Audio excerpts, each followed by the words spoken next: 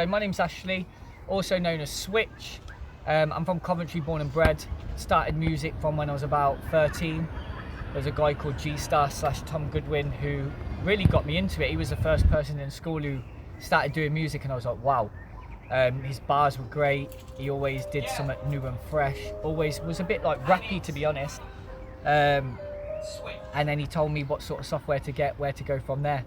And that was really the start of it, to be honest.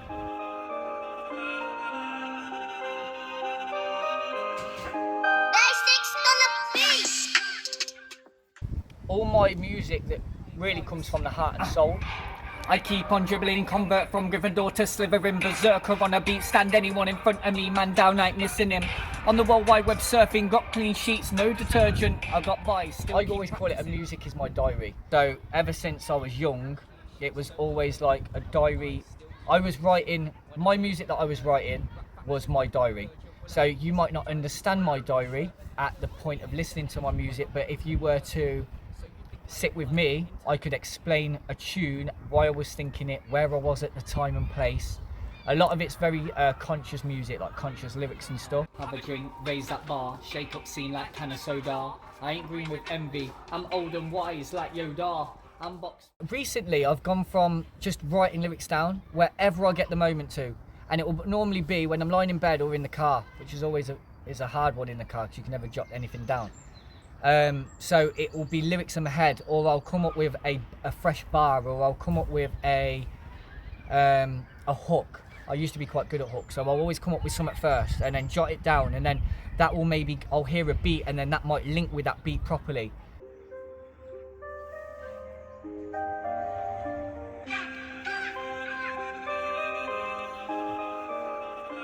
Probably Comeback Kid, because that was, everything I wanted to do in one video, I did in that video. It was in Coventry. It had a mask like Mortal Kombat. Obviously, I got tattoos relating to Mortal Kombat and stuff, so it had a mask. It had me doing a little Michael Jackson flip. It was quite an eerie, gothic-y vibe. I knew that from the start when I heard the beat. And it's Switch. I'm a comeback kid. Put them fingers up for the reload. I'm a comeback kid. Step to booth. This is my home. I'm a comeback kid, might to bless, bastard and load. I'm a comeback kid, prepare for the war. But as far as tune, I'd say my recent one, Self-Made, has to be the one that was hard hitting for me. I rapped it to my mum and dad. There's a lot of stuff in there straight away that was about my mum and dad in my life. Me and my dad cried. Baby in Bram, where things were different from mum and dad. Different race, different religion, same drive, same ambition. True love outweighed poor conditions provided for us, whatever the reason. It took me many years to really... Obviously we were poor, standard procedure wherever you're from, that's normally where you get it from, but we were poor enough to realise we were, but also understanding enough now to realise how much your mum and dad did for you, in that sense. So I talked about them going through, well, my mum being white and my dad being Indian is a madness in itself back in the day. So my dad's mum and dad didn't know about my mum, didn't know she was pregnant, bumped into my uncle in the street when my mum was pregnant, had to keep all that secret. And then just going through like a mixed race, multicultural sort of relationship for a long time before having me, getting married and things like that. I also say a lyric in there. Steaks, no more salad, we can finally afford steak. That's a while up every time I hear that. The reason why is there's a few reasons. Is one, no more salad, we can finally afford steak, almost indicating you're poor, and now we're in a good level.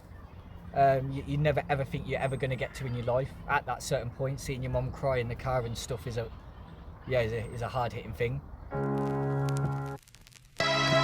Yeah. And it's Switch. And you know what, after everything that's gone on, the George Floyd thing did hit me a little bit, for me, but I've seen stuff like that so many times before, you kind of just get, okay, it's another thing that's happened. But the one thing that really annoyed me was when Colour racism banned. Wrestle your views, counteract then slam. Hashtag BLM Instagram. Diversity's performance, were the lines blurred? All your complaints were so absurd. Put your face to the ground then get curbed. Feel my anger, hear my words. diversity, winning Britain's Got Talent, coming onto that show and platform again to perform to themselves and doing something about George Floyd to as being mixed race lads or different cultured lads, and performing and using their performing art and stamping something there, and then everyone going, you know what, they shouldn't have done that, that's out of order. And it's like one for one for someone else. It's like you're not allowed to put your own views across. They just got to be known for dancers, black mixed race dancers, and that really fucked me off, to be honest. That really pissed me off, and that's why I say it on there. I say it. Your views were so absurd because I honestly believe that, and I started with a couple like Postman Pat lyrics because I felt like to make this known. Some would see it as corny, but I looked at it as for people to listen, like my nan or my auntie to listen to my lyrics. You've got to be very punchliney, very not slow, but not grime, not barring and going in on it.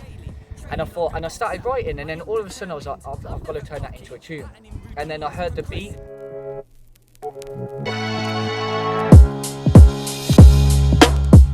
It was very hip hoppy, and then I was like, we ain't taking this no more. We're like 1, 2, and then all of a sudden that hook just come out from listening to the beat, and then that was it. Then I was like, in my head, I weren't gonna stop until I'd done a video. In my head, I weren't gonna stop until I was in the paper. In my head, I weren't gonna stop till it was on radio, and that's where it just stemmed from, to be fair. And I've never been that person to get that out there or portray my view, so to speak, but that really annoyed me. Narrow-minded people singing the same song. Break away from your views because you're wrong. I don't look at it as me getting old anymore. I look at it as if I've got it on my tick list, I want to do it. So as you know, I wanted to get things on Spotify, music on Spotify after I come back from repping. I wanted to do a music video. These were all tick lists that I wanted to do. I wanted to get my neck tattooed. All things I wanted to do after finish repping and having a new stamp in life. So after this pandemic, I want to build up a body of work where I can perform to people. Cause I just came to relax one time. They be saying, young nigga, how you act so fly. She be sweating when it's I was a host on boat parties, so I know how to energise and hype the crowd up, in all fairness. And that's from just learning.